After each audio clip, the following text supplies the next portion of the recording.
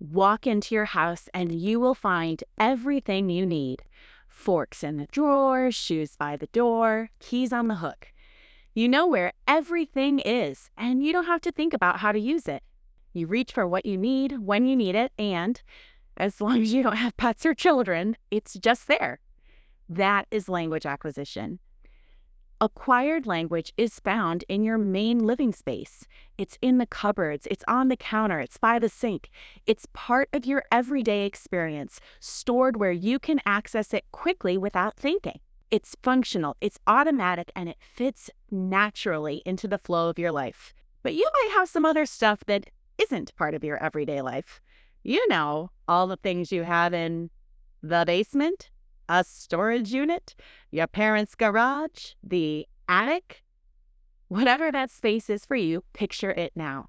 That space where you store all the non-essentials. I'm going to call it the attic, but it can be whatever matches your life. The attic is full of things that you know you have, but you don't use them very often. You know where the holiday decorations are. You know where the baby clothes are stored. You remember putting your old yearbooks up there, and you're pretty sure they haven't moved. But you don't reach for those things in the middle of your daily routine. You don't decorate for the holidays every day while making breakfast. Baby clothes don't magically grow into teenage sizes and fill your closet. And most importantly, you can function without them.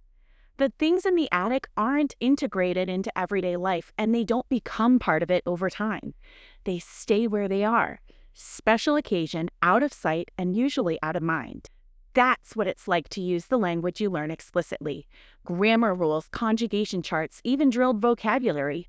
You can study them. You can memorize them. You can learn them. But when you do, they don't end up on your countertop. They go in your attic. If you're able-bodied and you have time, you can go up to the attic and you can pull them down for a quiz or a worksheet, or maybe even when editing a paper, thinking carefully about what to say in conversation.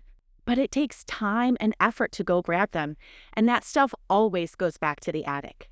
Knowledge about language lives in your declarative memory, where facts are stored, but it isn't actually part of your linguistic system. Acquired language, on the other hand, is stored in procedural memory. It's used without effort. It's what we build when we communicate with our students using language they understand in context over and over across time. That comprehended, communicatively vetted input gradually becomes part of their linguistic system, which is like furnishing a house.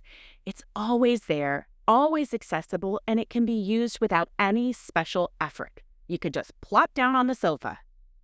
When students make errors, even on things you've taught them and you're sure that they have learned, it's because that language isn't downstairs. If it's in the house at all, it's up in the attic. And that attic knowledge doesn't reorganize itself into kitchen drawer knowledge. You can't turn holiday lights into lamps by reviewing them often enough.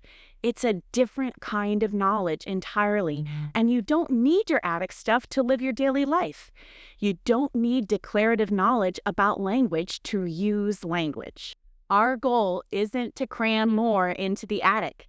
Attic stuff is great to have on hand, but it's not really that useful. The goal should be to fill the living space with the kind of stuff that students can use to communicate all day, every day, without special effort, the same way they do in their first language. After all, what good is your old yearbook if you don't have silverware? Furnish the house. Don't fill the attic.